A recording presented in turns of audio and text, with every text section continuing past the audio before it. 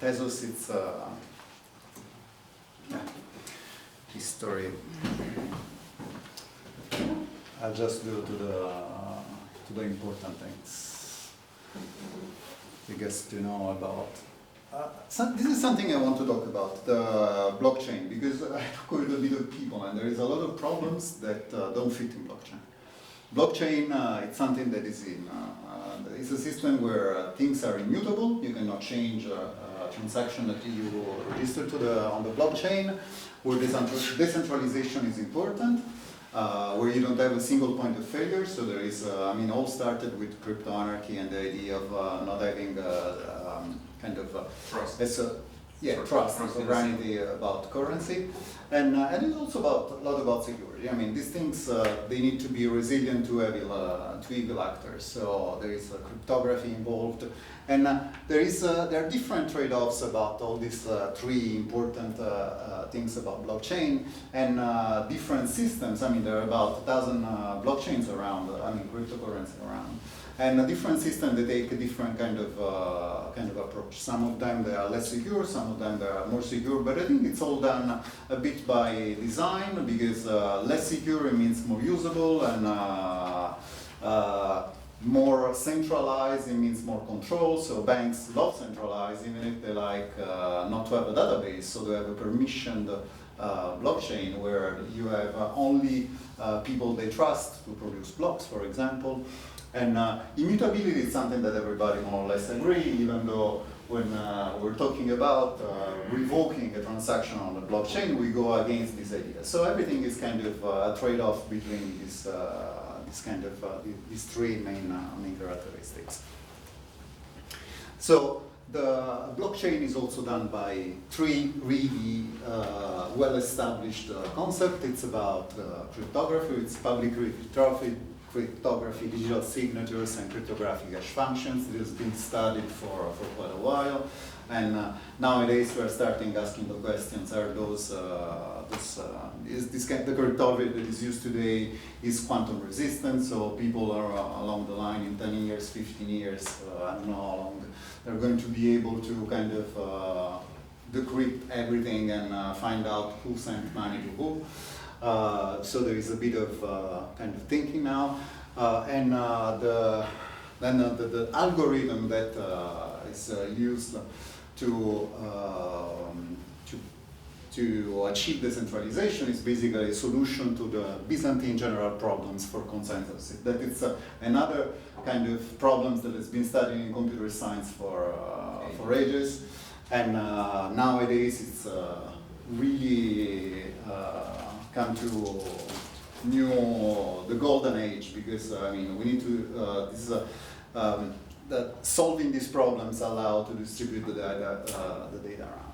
And then at the lower level there is a peer-to-peer network.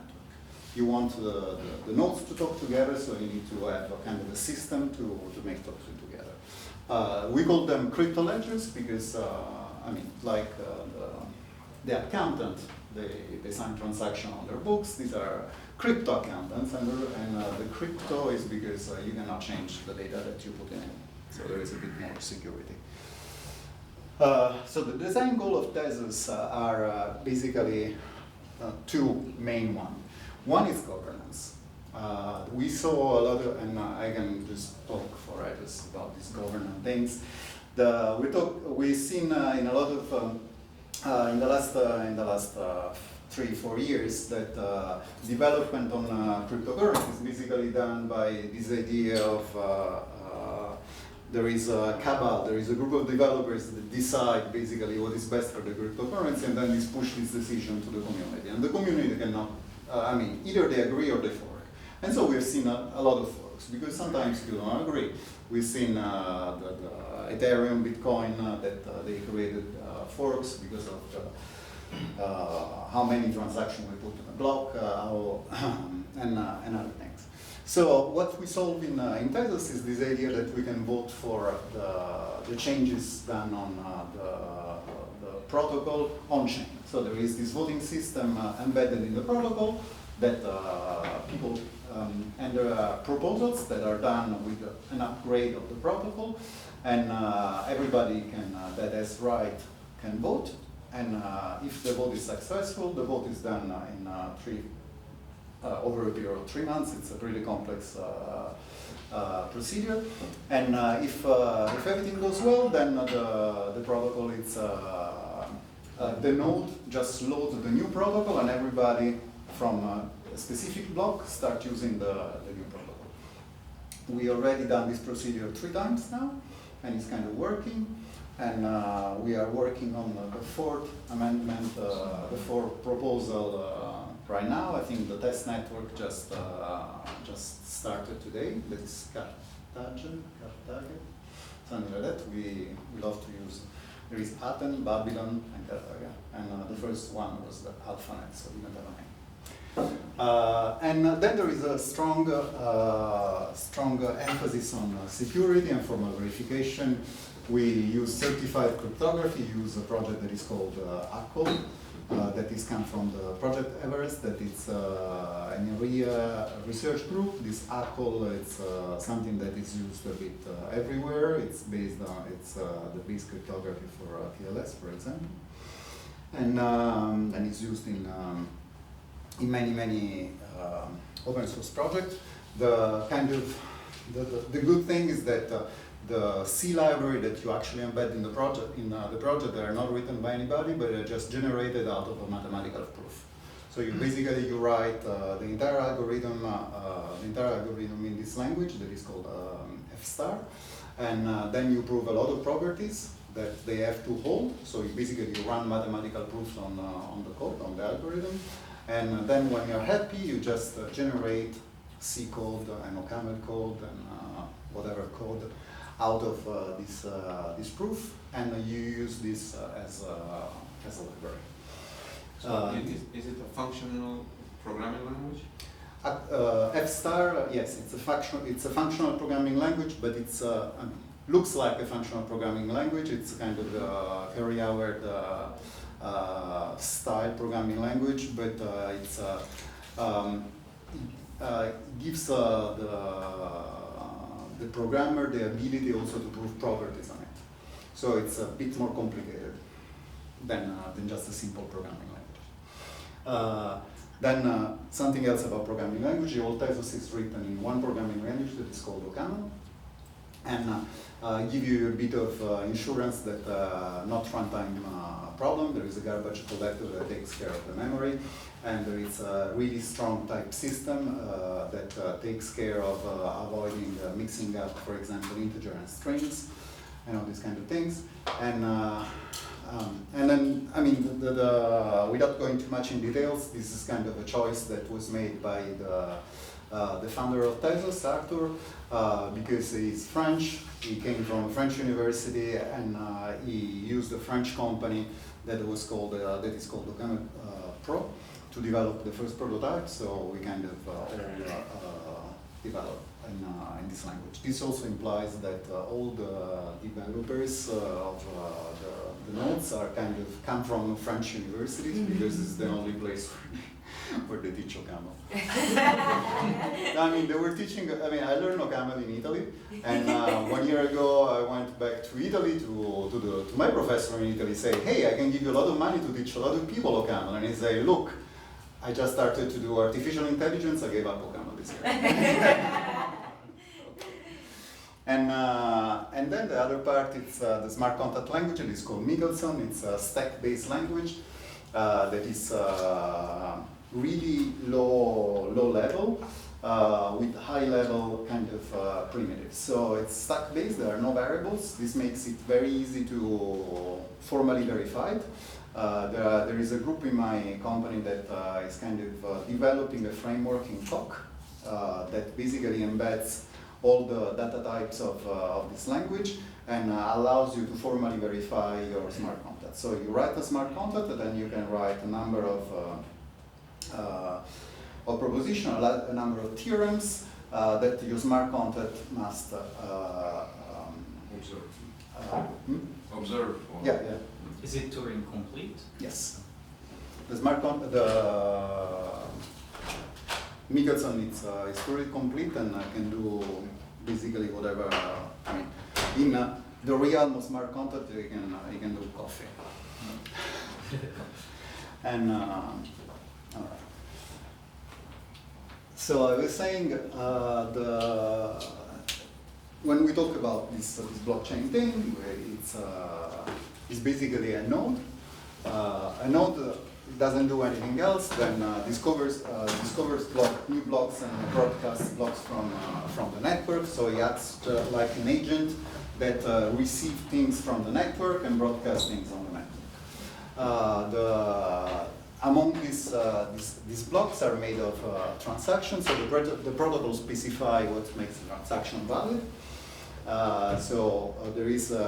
are two parts in a node. One that is protocol specific that we can change, and one that is protocol agnostic. That is the same for all protocol, and this kind of what we call is the shell of the node. So there is a part that makes the transaction valid that is validated by the shell, and a part that makes the transaction valid that is protocol specific, and this can evolve in time. And then the consensus protocol also is the part of the node that takes care that there is a consensus of what is the canonical chain. In Tezos we call this the economic protocol. So the economic protocol validates blocks on operation, can triggers protocol update. It's the component that runs everywhere in the same way. So it's a piece of OCaml code that runs on every node. The shell, it can be different. There is a group, for example, in Varsov that is developing the shell in Rust. And the idea is that you can have this thing that is running in Rust, and then inside there is just a big piece of OCaml that runs the protocol that has to be the same everywhere. So it's like a wrapper. The shell, it's a wrapper. It's what makes the protocol work. Okay. The shell basically selects the blocks to validate. It unloads and prepares everything, so it takes care of the peer-to-peer network. Is also the one that downloads the protocols. And as I said, we can have multiple implementations. So a bit more in details. There is this shell that is generic. That is consensus protocol agnostic. In theory, this shell can be also used to run other protocols. We have a series of blog posts on our site where we are implementing this kind of toy protocols. The idea is that if you want to develop a protocol for your specific application that has nothing to do with Tezos, you still can use the shell, and this kind of give you the tool to experiment with new protocols, also do research, for example, if you want, if you are in this kind of business in academia, do these things. We try to do a lot of, we try to use verified components, as I said, and since we're all coming from university and we've been teaching these things about software engineering for ages, now we are also trying to use it, so there is a lot of unit testing, integration testing, a lot of coverage testing on the testing side, and then of course there is also a bit of verification on the other side. Everything gets written in OCaml and has been running more or less smoothly for the last 2 years. So it's kind of something that is used in production. So as a modular architecture, as a P2P network distribution, as a lot of as an extensible RPC framework, so the nodes can talk with clients via RPC that are well documented and typed. We gave an open API specification out of it, and you can all the types are well nicely defined. The shell also includes the protocol compiler. When you want to develop a new protocol, basically you need to create, you need to write an ML OCaml program, and then you use this protocol compiler that is going to create kind of a package. Then you can create a hash of it for it, and then you inject this hash in the network, and this is the protocol that is going to be used. The protocol that this is the hash that is going to be used for voting for this protocol. For what? I couldn't. Sorry. voting.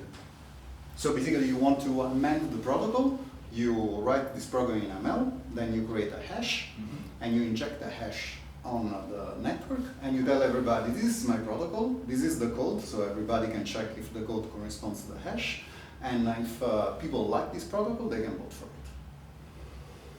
And one day maybe we're going to have a certified compilation path. At the moment this is not the case, but we're working on it. As I said, this is kind of the speech that I usually give regarding why we need governance.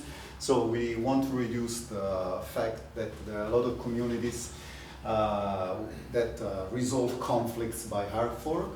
So this is kind of governance by fork. I don't agree with you, fuck you, I just go on the other side. It's very informal. Also, there is, we give kind of all the people that hold tokens to the possibility to decide how the network is going to evolve. And also the idea that developers are going to be rewarded, because when you develop a protocol proposal, you can also include the fact that you're going to get paid for it.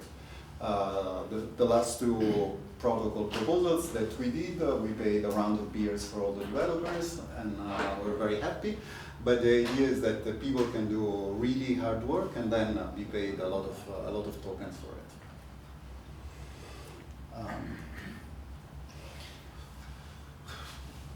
Okay, so I think I've given you kind of the idea of what Tezos is, why I've done it, why we have done it. I could talk for ages, I think, about all these things, but maybe I'll tell you how to use it.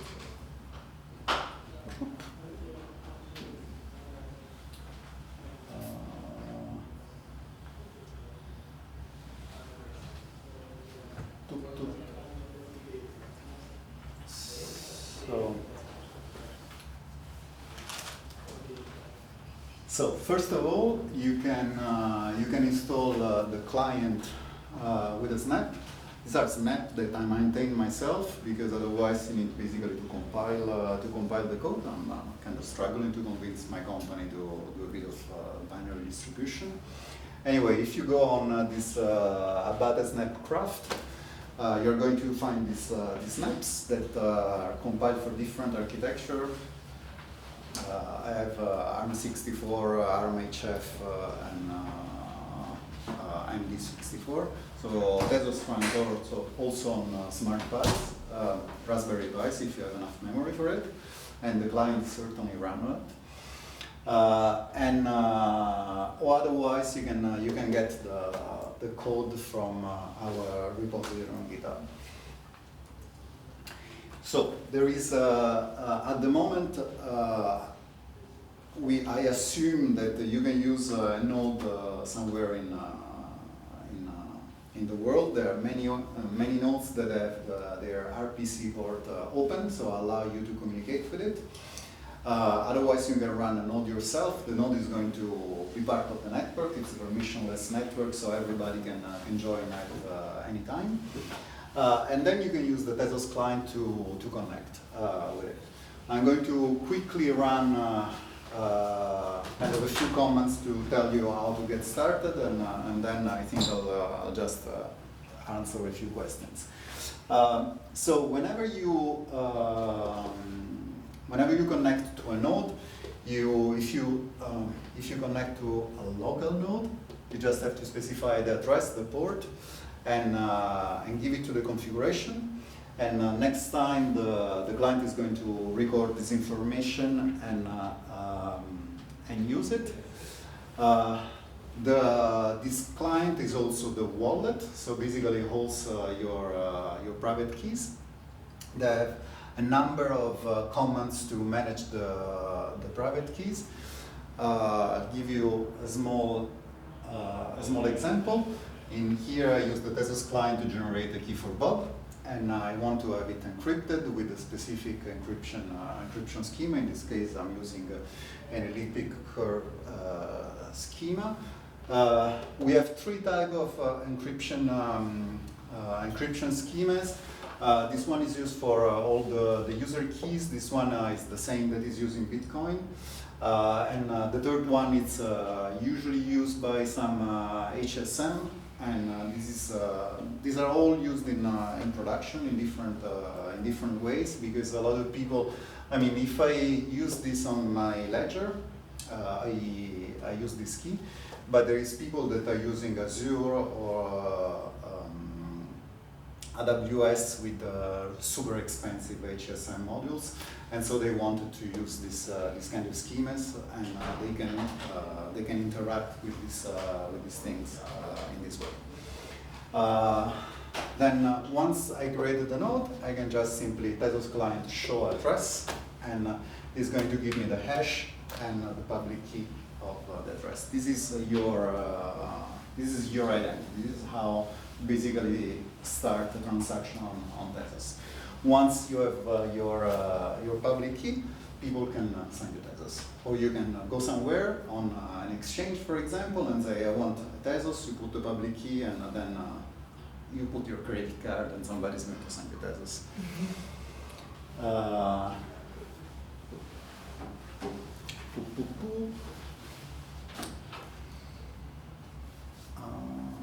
So when you start developing, usually you use a sandbox node. You can use a public node, of course. There are two test networks where you can get coins for free. There is a website that is called faucet.tz.fa.net. Basically, you download a JSON file with a private key and a public key, and it's going to give you about 30 or 40,000 Tezos. This can be used freely on this network. They don't represent anything, but they're very good test applications. Otherwise, you can try to use a sandbox node. It's a node that runs on your machine. It doesn't belong to any network, but it's very good for testing because you can switch it on, switch it off. And on this sandbox node, there are these bootstrap accounts that have 40 million Tezos as well, and you can use them. Freely. These 40 million Tezos are associated to a number of secret keys, and these secret keys are kind of public because they are the same for everybody, and they run all on your machine. So since you're using a sandbox node, and probably it's in the Docker machine, you also need to import the secret key for each account. This is the account, and this is the way you do. Basically, you say the client to import the secret key for bootstrap 1, and this is the string that gives you the secret key. So if you know the non-addresses, these are kind of the answer that you get. How you do a transaction on Tezos? Same things. You use the Tezos client, and for example, you can get the balance for bootstrap 1. As you said, it has a lot of tokens. And from here, basically, we are in business because we can start sending transaction to other accounts. In this example, I basically transfer one token from bootstrap 1 to Bob, and in here I'm using the fee. Basically, these are the fees that are paid for miners, or how we call them in Tezos, the bakers. And this is the burn cap. Basically, it's some Tezos that are going to be burned by the network just to do the transaction, and this to avoid basically dust transaction attacks. In a way, I mean, this is not very much, but if you want to do 1 million transactions, there is going to cost you a bit of money, so probably they're not going to do it. Once, when you issue this node, the client is going to check if the node that you contacted is actually bootstrapped, and is going to give you a bit of information on the operation that you are trying to inject, and in particular, it's going to give you the hash of the operation.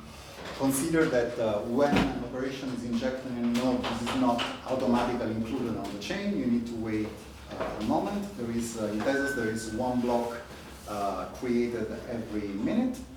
So this waiting for operation is going to hang for 40 seconds, 1 minute, the time that is going to take to the network to include it. If you run it in a sandbox node, this is going to be immediate because the sandbox is kind of configured to make a block every second. And this is kind of easier for development. You need to wait for liters. I'll talk about this. So when the transaction is included, is going also to give you few information. It's going to give you the block where this operation is included. This is kind of if you are on a public network, these are this indexer, how they are called.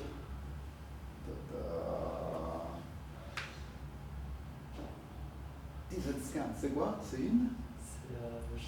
Block Explorer. Block Explorer.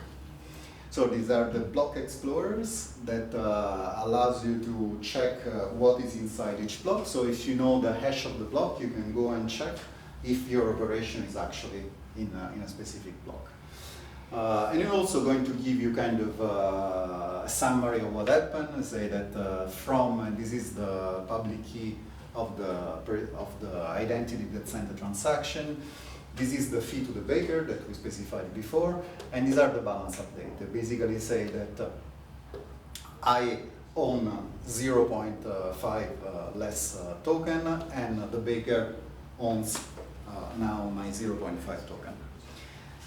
It also give you the information about the transactions, and the transaction is that I sent 1 Tezos from me to somebody else, and here it is the balance update. I have 1 token less, he has 1 token more, and these tokens, they were just vanished by the network. This idea of burning fees is kind of common when somebody misbehaves. If you try to do a double transaction and there is a demon that caught you, you're going to lose money, to be punished. And this money is not going to be given to anybody, it's just going to disappear. So there is a system of incentive and disincentives. Some word about the RPCs. With the Tezos client, you can call a number of RPCs. For example, when you say Tezos client get timestamp, it's just a shortcut for this RPC. This is the path of the RPC, and you can use RPC get and the path, and it's going to call the RPC with a node. Some of these commands, for example, transfer, also use all these RPCs, but instead of 1, use something like 10, because it needs to do a lot of operations to do this transaction, like querying the node, checking which block is the current one, then forging the operation, simulating the operation, and so there is a bit of back and forth. In particular, when you get this RPC, that basically is squaring the header. Here on the chain, we want the main chain. In the blocks, we want the head, that is the topmost. Of the head, we want the header, and of the header, we only want the shell part. That is the protocol agnostic part. And so this is going to be the answer, where you have the level, the protocol, the predecessor block, the timestamp that we asked for it. The operation hash, this is the head of the Merkle tree of this block. The fitness, that basically is give you the fitness is the tool that is used by the consensus algorithm to decide which one is the canonical chain. And then it's the context that it's basically the hash of the data associated to this block. With RPC, client RPC list, give you all the RPC, they implement a REST specification plus or minus some things like there is the monitor hierarchy that they are not REST at all because when you call them, they're just a streaming kind of RPC, and they just stop when something happens. Like if I call the bootstrap monitor bootstrap, that is going to tell me if the node is bootstrap or not. Basically, it's going to tell me no, no, no, no, no, no, no, no, yes, and then stop. So this is not REST, but we kind of abuse this thing. And we have get, post, put, and delete, just in the usual way. Some they are called with payload. On our website, there is good documentation about all the RPC that you can call, and kind of to give you and I give you a good idea. So I won't go any more details about this.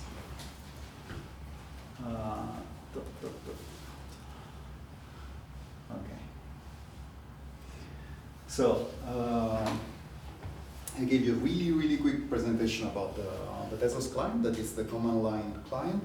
There are also clients that are written in JavaScript and I guess also in Python. I'm familiar with one that is called Taquitos, that is written in TypeScript. You can install it via NPM. And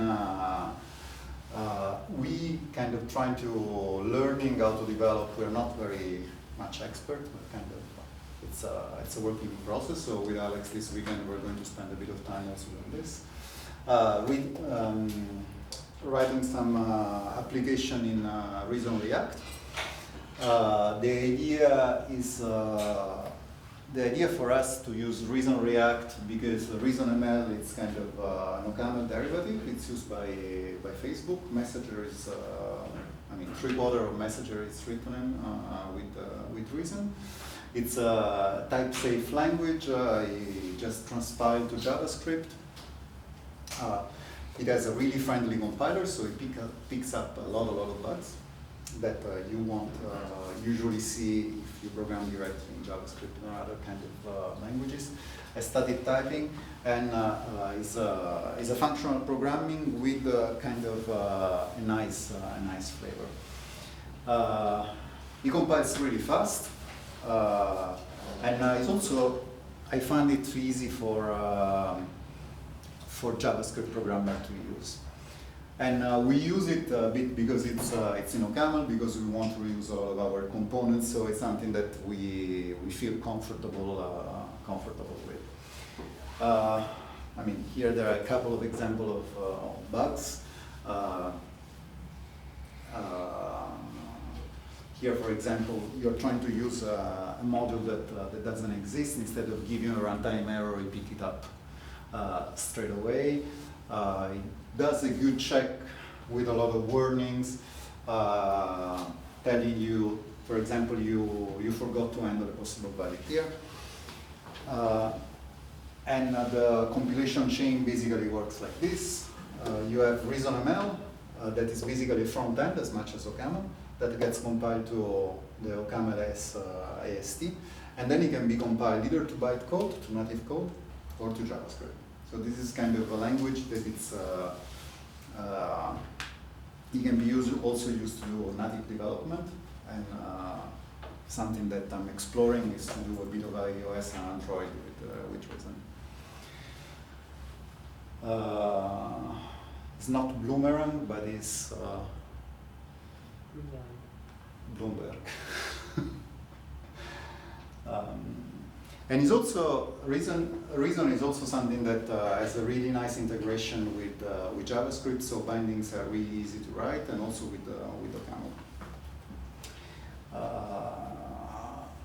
And something else that I want to point out is all that your JS6, when you integrate it with React, are actually typed, and this kind of give you kind of an easy way of developing. To install it, you just need to do yarn add VS platform. It does everything for you, and then you add a couple of. You need to add one file that is VS config file, that is the backup script specific configuration, and then a few tags and scripts in the package.js. I mean, it's not that complicated, and it's all well done. And when you write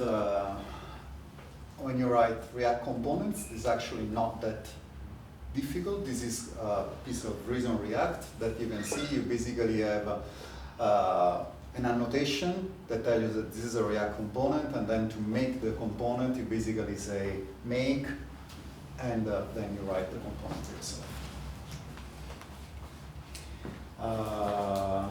We have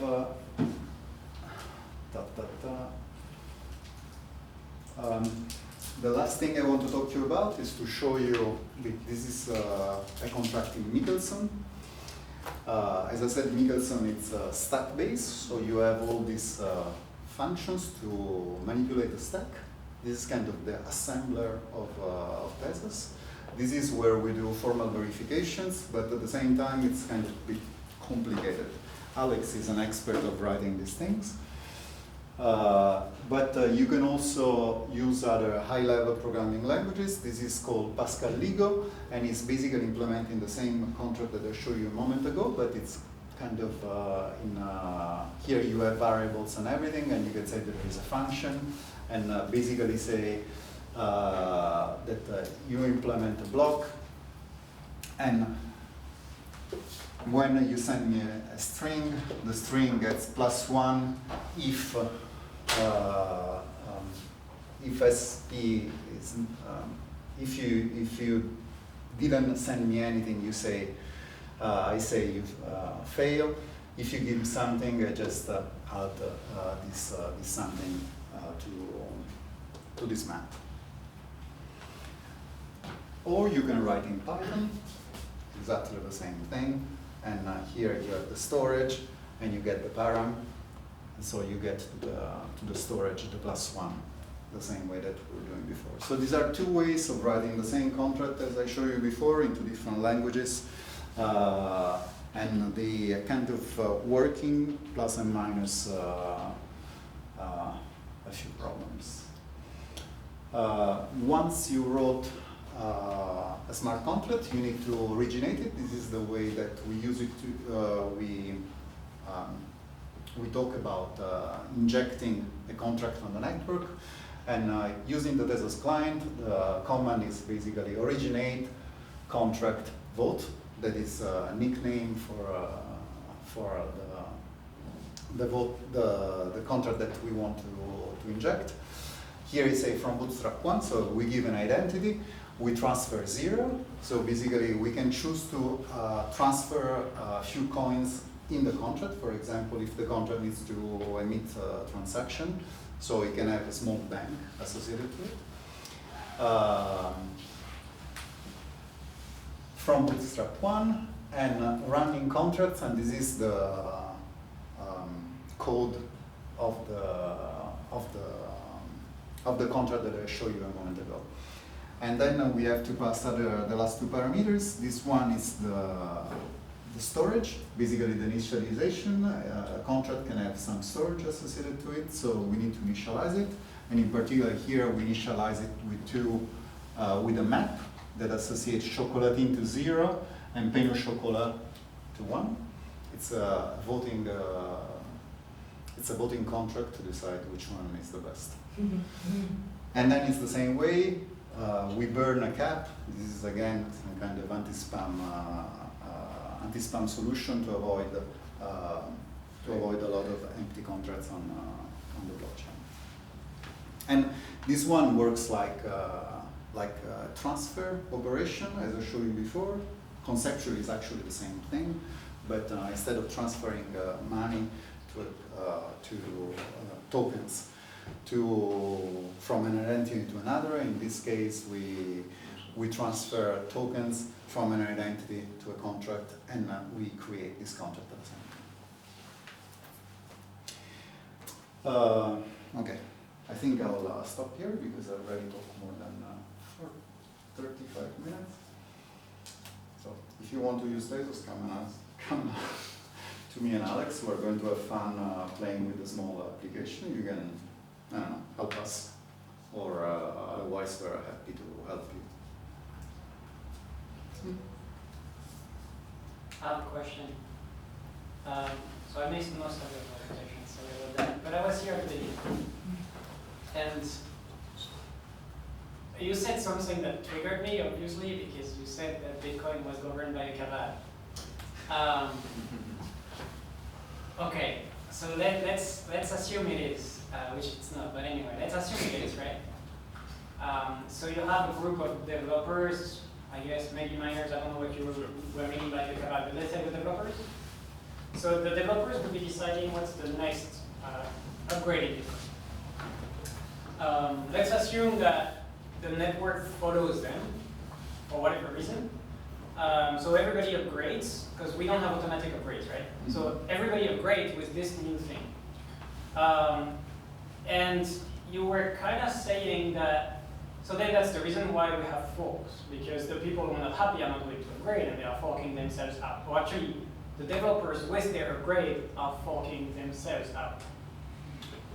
I mean, I'm saying that if there are two groups of developers and they've been talking for about 5 months about what you want to do, and then there is a, well, I'm going to upgrade it and say, propose this to the community. So 60% of the community goes this way, 40% of the community goes the other way. So what happened on Tezos?